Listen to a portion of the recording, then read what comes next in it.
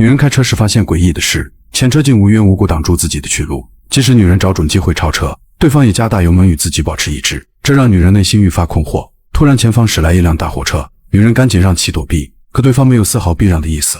就在关键时刻，对方竟突然点了点刹车，还好杰西没有和货车相撞。然而令谁也想不到，黑车竟加大油门紧跟杰西，并不断地催促杰西加快行驶。为了减少不必要的麻烦，女人选择开向旁边的岔路口，还好对方并没有死缠烂打。等到晚上女人去加油时，诡异的事情再次发生，白天的黑车竟又一次出现。难道这只是普通的巧合？刚开始她并没有太过在意，可隔天她准备再次出发，一个陌生男人却突然走过来搭讪，还不等杰西询问，对方竟先开始自报家门，并表示自己就是昨天黑车的车主，还假惺惺地表示歉意，说自己不是故意不让女人超车。显然杰西并没有把这事太放心上，殊不知就是如此简单的搭讪，竟会成为自己一生的噩梦。紧接着杰西再次启动汽车，踏上属于自己的旅程。可还不等杰西安静太久，前方再次出现那辆熟悉的车影，等男人再次探出头来观望。此时杰西内心惶恐不安，下意识地将车门上锁，准备开车绕过男人。可不曾想，男人却阻挡住前方的去路，还诚恳地表示自己需要帮助。但在这荒无人烟的山里，杰西怎么会相信有如此巧合的事情？勇于回绝了男人的请求，并表示自己可以帮他找到救援。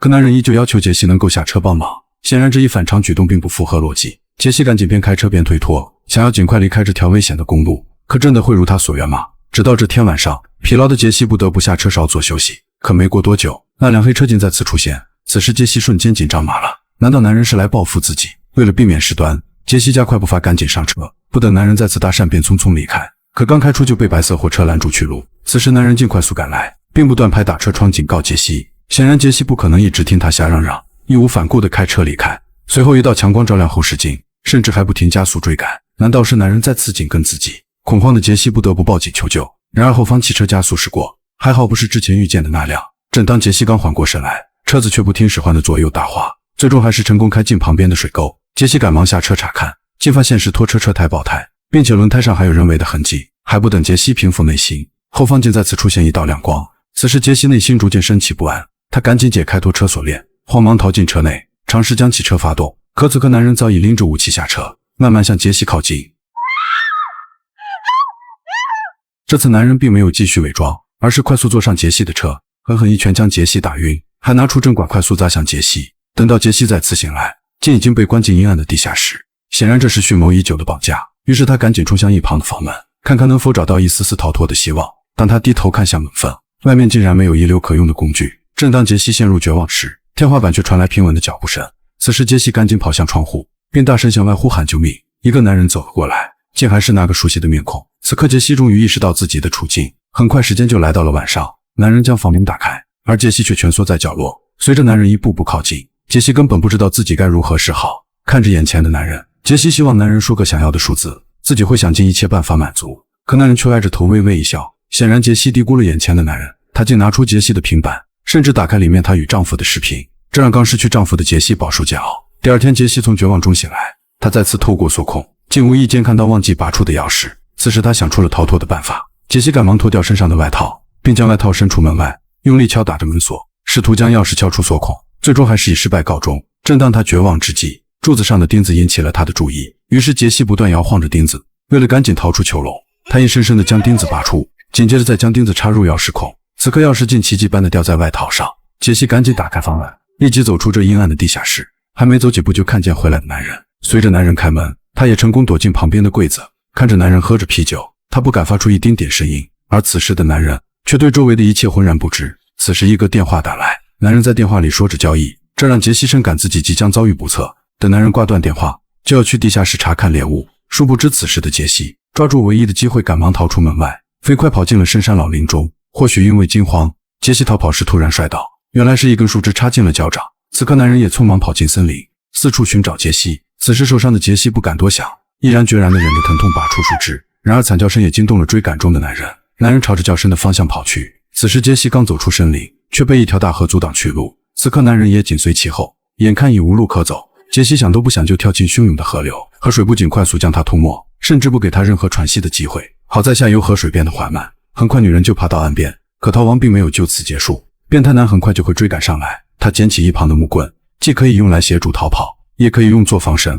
此时左脚伤的极其严重，每一步的剧痛都传遍全身，突然周围传来稀疏的脚步声，恐惧瞬间涌上心头。难道是变态男追赶上来了？他紧张地藏在树后，想来个偷袭，一棍子打过去后才发现，此人不是追赶自己的变态男，而是正在狩猎的老人。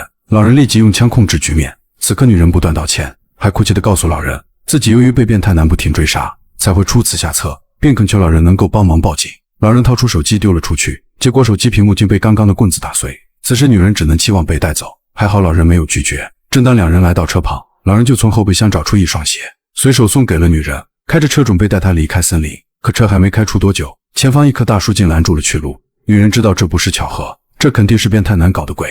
下一秒，那辆熟悉的吉普车果然出现，这让女人再次陷入恐惧。变态男一边下车一边假装打电话，还焦急地告诉老人，自己就是女人的哥哥，因为妹妹精神一直都不正常，总是一个人到处乱跑，这让老人根本搞不清事情的真假。可看着女人的状态，好像确实有些不太正常，老人开始动摇了。而变态男却抓住机会，上前一把将女人抱住。女人撕心裂肺地呼喊着救命，一旁的老人却不知所措。就在此时，女人趁机一拳打中男人的头，并快速跑向森林。变态男本想继续追赶，却被持枪的老人喊住。可老人怎么会是变态男的对手？变态男立马将老人打倒在地，不仅将其打晕，还拿起猎枪再补上一枪。很快天空下起了暴雨，女人为了逃命，只能躲进旁边的小山洞。然而变态男并没因此放弃追捕，眼看男人渐渐逼近，女人不得不赶紧离开。刚落头就被变态男一枪击中手臂，于是他拼命奔跑。这次他选择躲进水沟，变态男因为天黑，想用激将法将他引出。此时女人怎会上他的当？等变态男拿枪走后，女人才敢从冰冷的水中爬出，蜷缩在大树底下发抖。直到第二天清晨，她小心翼翼地挪动身体。然而汽车的轰鸣声引起了她的注意，于是紧跟上去远远观望，竟还是那辆吉普车。此时变态男迅速下车，然后打开后备箱，原来他是来处理死去的老人。正当变态男拖着老人离开时，女人便悄悄打开车门，慢慢躲进车里，翻找可以逃生的物品。无意间她找到一部手机，这时男人也刚好处理完尸体。女人赶忙爬进后备箱，不敢发出任何响声。还好变态男没有发现什么异样，继续开车在森林里寻找女人。借着汽车的轰鸣声，女人拨通了报警电话，并小声地发出自己的求救信号。恰巧此刻变态男也在寻找手机，却怎么也找不到，于是一脚刹车将车停住。他再次仔细查找时，感觉后车厢内似乎有什么异常。还不等变态男做出决断，女人果断抡起撬棍砸向他。变态男一脚油门让女人失去平衡，这让变态男有了还手的机会。女人迅速爬起，再给变态男来个狠狠的敲击。由于两人不停的争斗，车子最终失控冲上斜坡，翻了个底朝天。女人迅速从车内爬出，捡起撬棍赶紧离开。她飞速跑向附近的空地，再次拿起手机拨通了变态男家里的电话。当着赶来的变态男把所有的真相告诉了他的妻子。男人表面是骗妻子出差，实则是虐杀无辜妇女，这让变态男瞬间破防，自己的家庭地位竟被女人一次瓦解。他捡起地上的手机，听着电话里妻子的质问，变态男难受极了，现在就想快速解决眼前的女人。而此时的女人已经做好战斗准备，撬棍对短刀，瞬间两人开始了厮杀。面对疯子一样的女人，变态男很快就处于下风，可一个转身，女人就被变态男掐住脖子，一记重拳砸向女人，捡起旁边匕首就要刺下，却被女人一脚蹬开。争斗中没有什么花拳绣腿，像极了两条疯狗在拼杀。